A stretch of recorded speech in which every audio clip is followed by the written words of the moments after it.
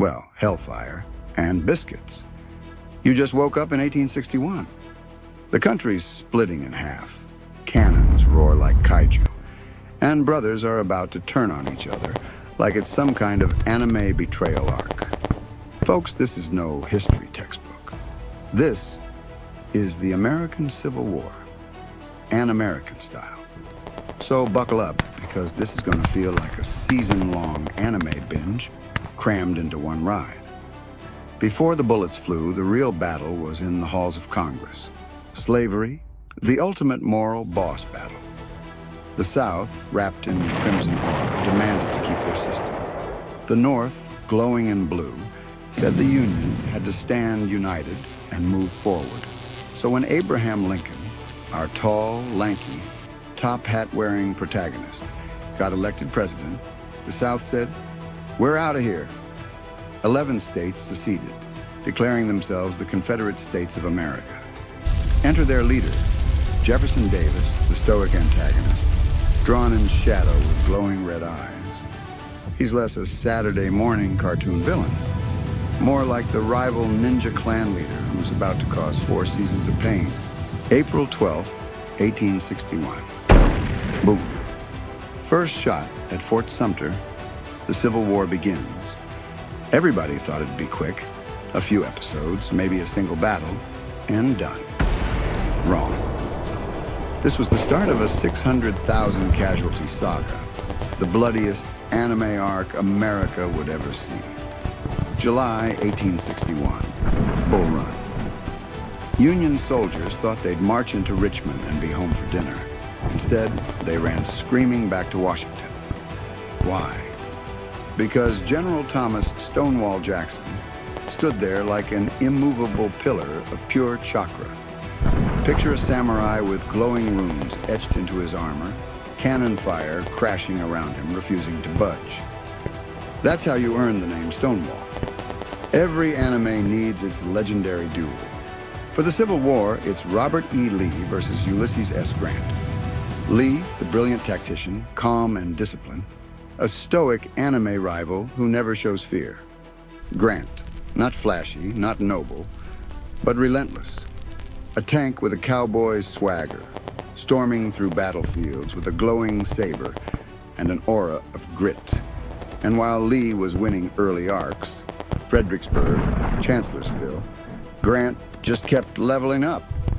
He took hits, lost men, but always pushed forward. You know that anime character who refuses to stay down no matter how many times he's knocked into the dirt?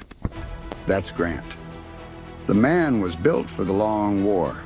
July 1863, Gettysburg, the Civil War's equivalent of the tournament arc. 3 days, 2 epic armies, and a showdown that would decide the fate of the nation.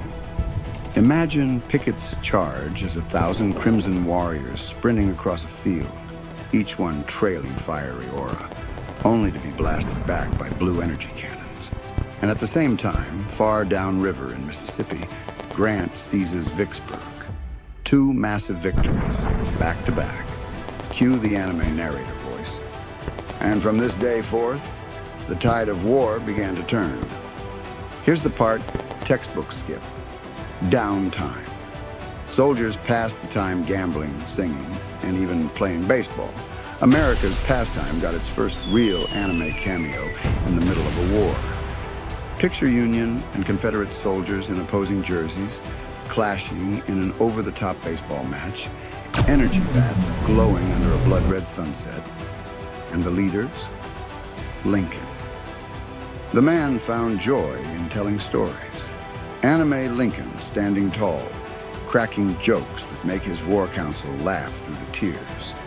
Meanwhile, Jefferson Davis, his fun was hunting. Anime Davis aims a cosmic rifle, lightning flashing across the sky. 2 men, 2 hobbies, 2 destinies. Then came General William Tecumseh Sherman, the wild card character who shows up halfway through a season and changes everything. His march to the sea was basically an anime boss rampage. Cities burning, rails twisting into dragons, the South realizing the game was over. Finally, April 1865, Appomattox Courthouse. The battlefield fades into a quiet, glowing temple. Lee, battered, cloak-torn, kneels before Grant. In anime form, Lee's red aura flickers out, while Grant sheathes his glowing sword and extends his hand. No final blow, no revenge, just mercy, the real power move. And just when it looked like the saga might end with hope, tragedy struck. Days after victory, President Lincoln was assassinated. In our anime retelling, his final moment is a burst of white light, his spirit rising like a glowing giant to watch over the fractured nation he fought to save. It's the heartbreaking cliffhanger no one wanted. So there you have it, folks.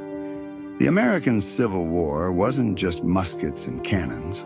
It was a clash of ideals, a battle of anime titans, and a saga that still shapes America today. Now it's your turn. If the Civil War was an anime, who would you follow? Lincoln, the towering sensei, Lee, the stoic rival, or Sherman, the fire-breathing anti-hero? Let me know in the comments. This is An American History, and I'll catch you all next time. Remember, in every timeline, freedom is the ultimate power-up.